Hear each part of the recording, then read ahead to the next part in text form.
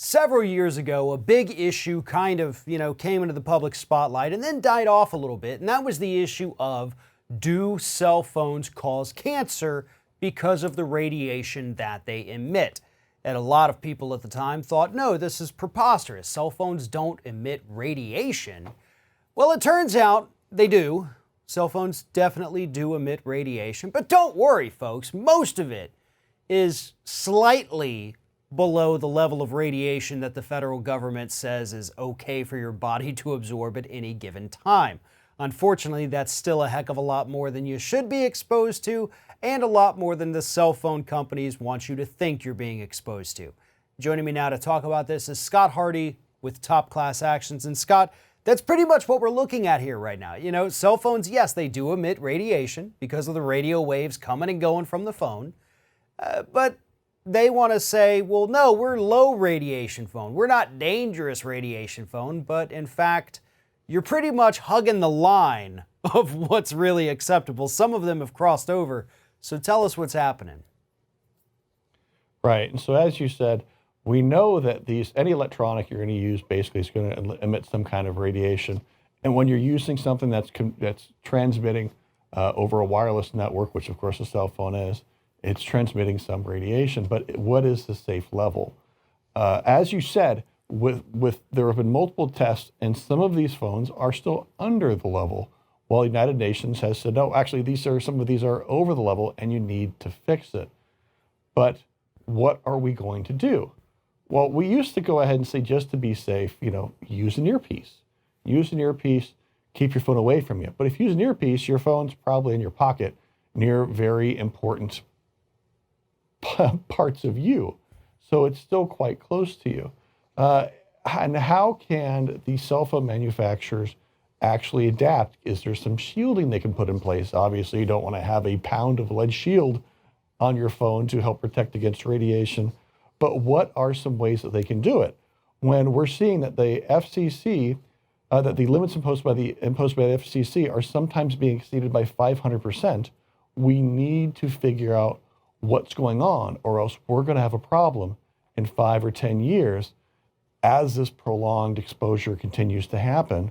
And especially as, cell phones are ubiquitous. Now you can have you carry it everywhere. You have a watch that has a cell phone built in. You have all of these things that are transmitting this radiation, but we still don't know the extent of the damage it could cause. And we need the government to step in there and start doing some enforcement, or that's why these class actions popped up, is because the government's simply not doing it. Well, and that's a big part of the thing that you mentioned there. These cell phones have just become a part of us. It's on a watch, and that watch you're wearing, pretty much the entire time you're awake. Some of them even have the apps built in to track your sleep, so you're wearing this thing, basically 24 hours a day.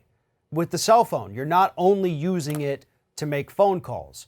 You're checking your social media, you're checking your email, you're playing games, all of which are sending and receiving data, every second. So it's not just like 10 years ago when you had a phone and, I'm only using it to make calls. I occasionally have it in my hand or my pocket. No, this is something that is essentially nonstop coming and going with the data and the radiation from it. So you have to take that into consideration too. Yeah, maybe you're just slightly below the legal limit, but your body is also being exposed to that around the clock every single day of the week.